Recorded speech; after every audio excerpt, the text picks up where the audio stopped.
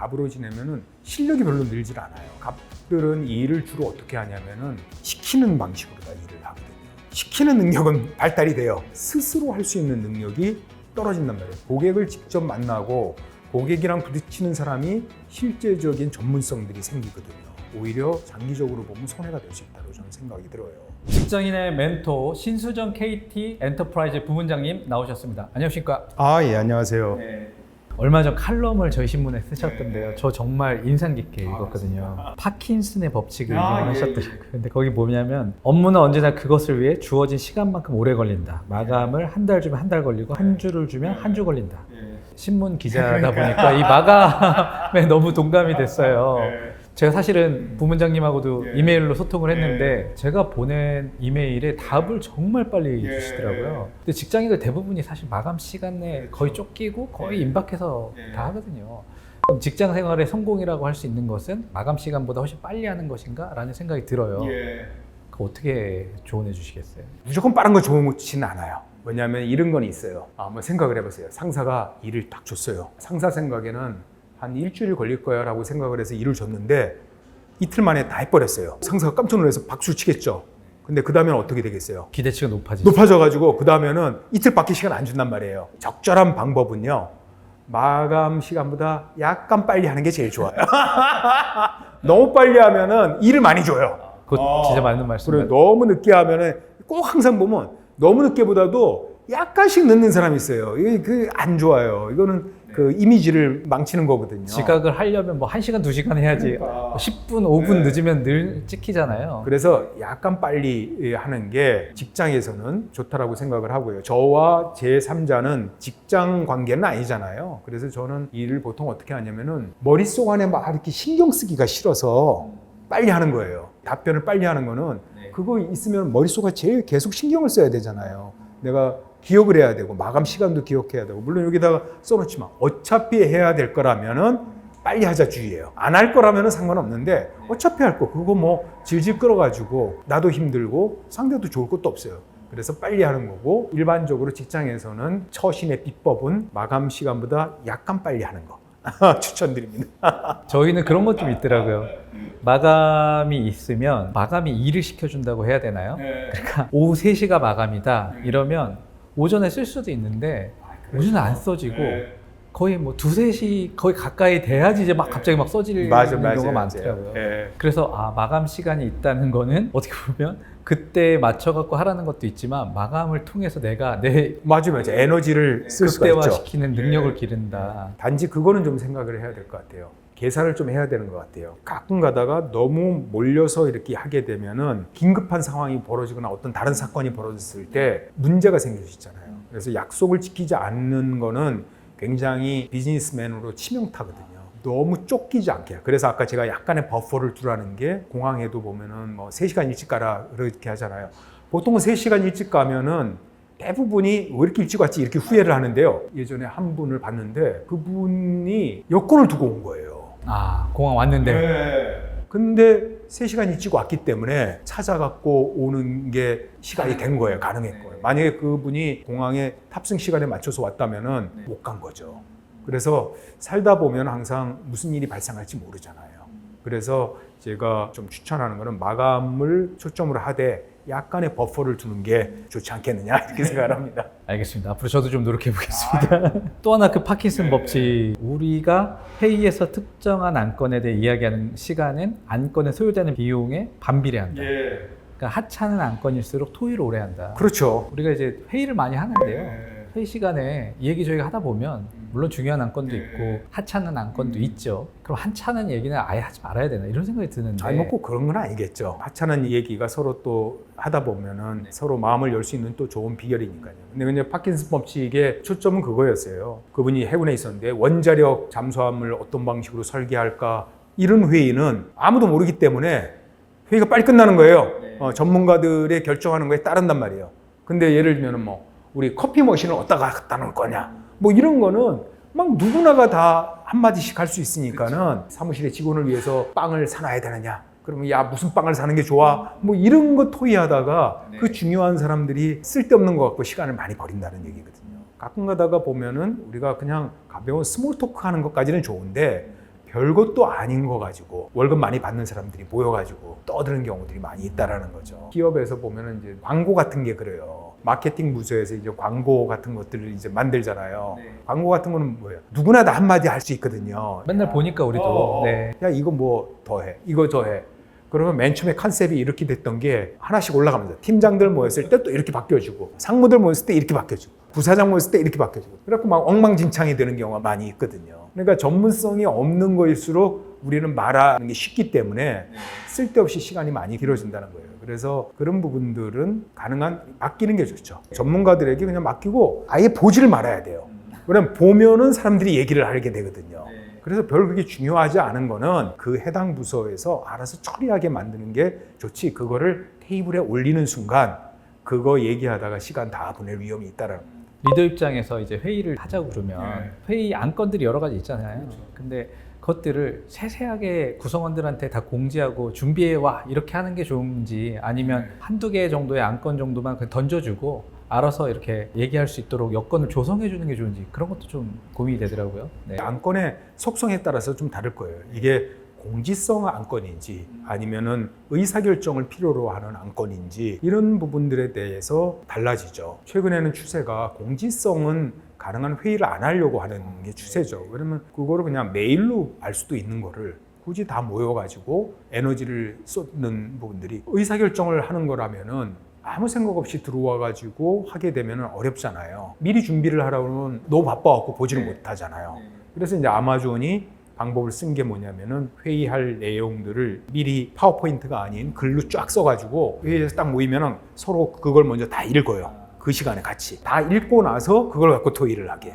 그래서 이게 수준이 올라오게 이렇게 하는 상황이죠. 그래서 그런 아이디어도 좋은 것 같아요. 회의에 따라서 의사결정을 하는 회의인지 단순한 공지성 회의인지 뭐 자료를 공유하는 건지 이를 봐서 이걸 꼭 회의를 해야 될 필요가 있는 건지, 미리 뭔가 준비를 해야 될 필요가 있는 건지, 이런 부분들을 좀 구분해서 하면 훨씬 효율적이겠죠. 직장 생활 하다 보면은 일을 완벽하게 해야 된다라는 강박이 있을 때가 종종 있어요. 부원장님께서 예전에 쓰셨던 칼럼과 책을 보면 선택과 집중을 좀 강조를 하셨어요. 전략적으로 무능해야 될 부분은 무능해야 된다고. 그 기준을 잡기가 굉장히 어려워요. 어디까지는 무능해야 되고 어디까지는 유능해야 되는지. 저도 사실은 예전에는 모든 일을 좀 열심히 하는 스타일이었어요.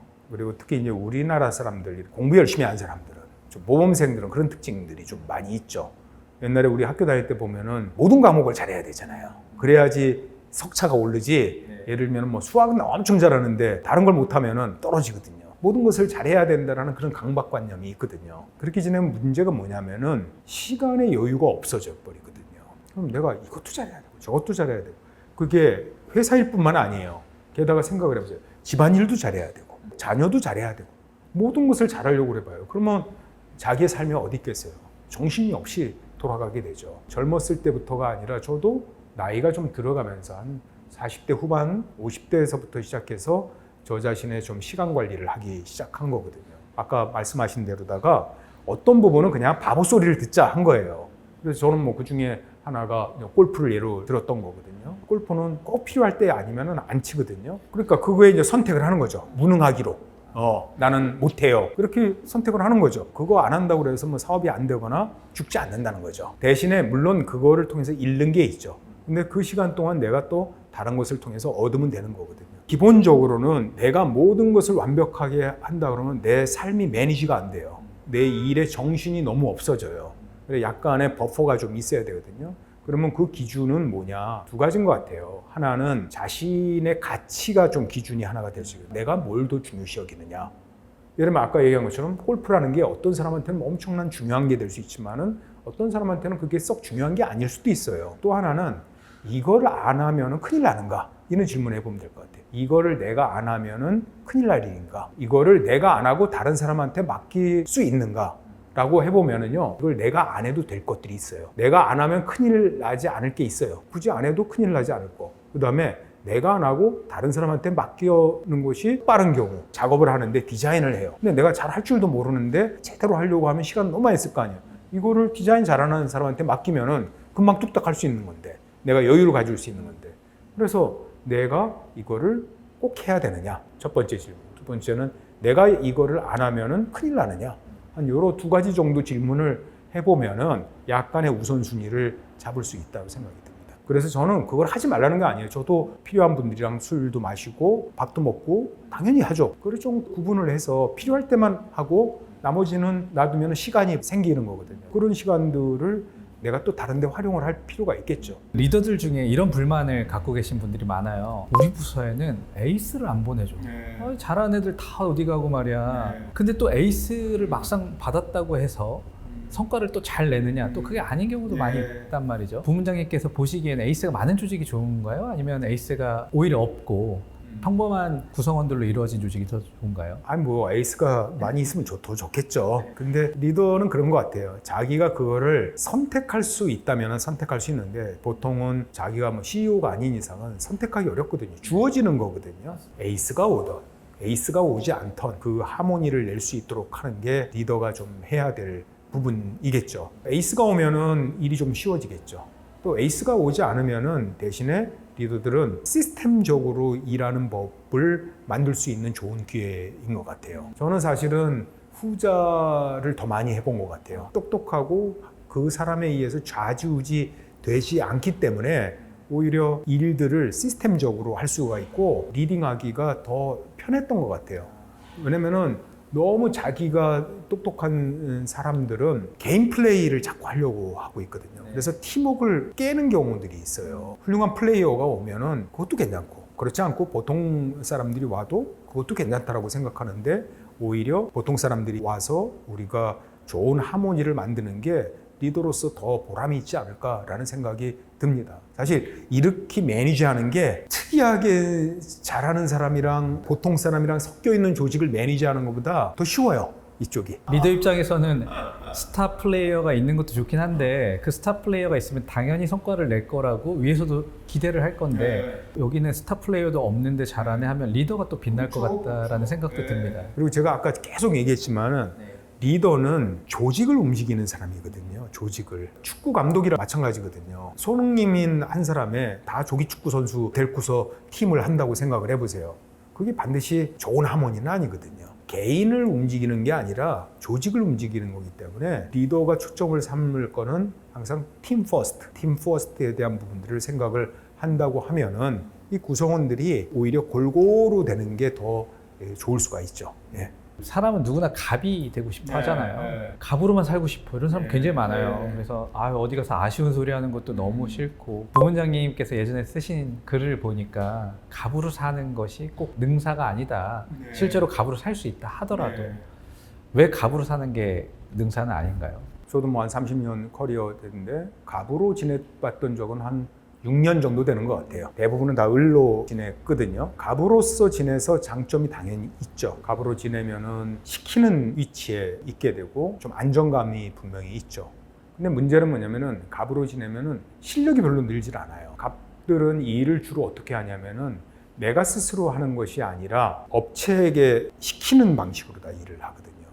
그래서 시키는 능력은 발달이 돼요. 스스로 할 수 있는 능력이 떨어진단 말이에요. 고객을 직접 만나고 고객이랑 부딪히는 사람이 실제적인 전문성들이 생기거든요. 갑이라는 거를 뭐 평생 할 수 있으면 뭐 괜찮겠죠. 근데 이제는 커리어라는 게 대부분이 50대 정도면 끝나는 상황인데 50대 정도 끝나고도 사실 건강하거든요. 우리 대부분. 그리고 100세 시대인데 그 나머지는 뭔가를 해야 되잖아요. 근데 평생 갑으로 산 사람들은 뭔가 할 수가 없어요. 나와서. 자기가 해본 게 없기 때문에 전문성을 발휘한 게 없기 때문에 단기간에는 좀 편하고 좋을지 모르겠지만은 내가 전문성, 내 실력들을 갖고 있지 않으면은 이렇게 오래 사는 100세 시대, 제2의 커리어, 제3의 커리어가 생기는 이때에 오히려 장기적으로 보면 손해가 될 수 있다고 저는 생각이 들어요.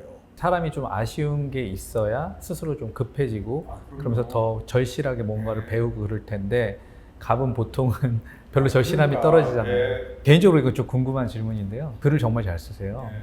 제가 기자지만 정말 글을 잘 쓰기가 굉장히 어려운 과정이 있었을 것 같은데 물론 뭐 글 어떻게 잘 쓰냐 하면 딱 답은 정해져 있어요. 많이 읽고 많이 생각하고 많이 써보시라고 비결을 좀 공유해 주십시오. 글을 잘 쓴다기보다 칼럼을 내고 있는 또 다른 매체가 있는데 그분도 이런 얘기를 하시더라고요. 제가 쓰는 글이 약간 좀 독특하대요. 일반 다른 칼럼을 쓰시는 분에 비해서. 뭐가 좀 독특하다고 말씀하냐면 첫 번째가 되게 쉽다는 거예요. 글이 되게 쉽다는 거예요. 보통 식자층들은 글을 좀 어렵게 쓰는데 이야기가 되게 쉽다. 두 번째는 나무 얘기를 안 하고 자기 얘기가 들어가 있다. 그래서 읽기가 편하다라고 얘기를 하더라고요. 그리고 세 번째는 그러면서도 이렇게 인사이트가 있다.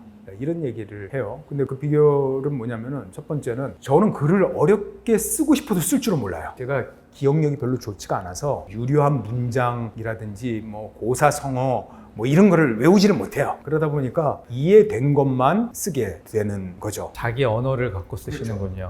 제가 이해된 것만 쓰고 가능하면은 제가 경험한 얘기. 그런데 자신이 경험한 얘기를 쓰려면은 조금 이렇게 관찰이 필요한 것 같아요. 얘기를 했을 때도 뭔가 좀 귀담아 듣고 기억이 안 나니까 메모를 잠깐 이렇게 해놔요. 주말 같은 때 이제 꾸준히 SNS 같은데 올려서 피드백 받고 이러니까는 발전을 하더라고요. 제가 SNS에서 이렇게 글을 쓰는 게 10년도 넘었거든요. 초기에 글을 보니까 형편없었어요. 말씀하신 대로 꾸준히 평소에 좀 관찰하고 내가 이해한 내용들을 쓰고 또 내 얘기를 조금 쓰면서 꾸준히 이렇게 쓰게 되면 사람들이 읽기 편한 글을 쓰는 것 같아요. 그러니까 갑자기 뭐 글을 잘 쓰게 되고 이런 건 없잖아요. 아, 그렇죠. 네. 어느 정도 모든 그 시간이 필요한 것이고 성숙하기까지는 시간이 필요하죠. 그런 건 있는 것 같아요. 그냥 일기를 쓰는 것보다는 페이스북이나 SNS에 쓰면은 답글도 있고 피드백이 있잖아요. 그러면 더 발전이 조금 되가는 것 같아요. 그러니까 남들을 의식하면서 쓰는 글들이 발전이 있을 수도 있네요. 너무 의식하면은 오래 못 써요. 예. 또 가짜로 쓸 수 있죠. 그러니까 그래서 너무 의식하면은 스트레스를 받아갖고 안 돼요. 가끔 가다 보면은 그런 SNS에서 이렇게 막 좋아요 많이 받으시는 분들은 그거에 너무 예민해져가지고 오히려 또 더 글을 쓰기가 어려워요. 그래서 저는 그냥 재미있게 그냥 편하게 하는 거고 제가 뭐 글을 잘 쓴다라고 생각하지는 않아요. 그냥 제 영역에서 조금 쉽게 쓰는 거지. 진짜 저는 뭐 글 잘 쓰는 분들이야 뭐 대단한 이 필력을 가지고 뭐 현란하게 쓰는 거는 저는 흉내를 못 내요. 그런 글은. 많은 사람들이 이해하기 쉽게 쓰는 게 좋은 글이지 어렵게 쓴다고 좋은 글은 아닌 것 같아요.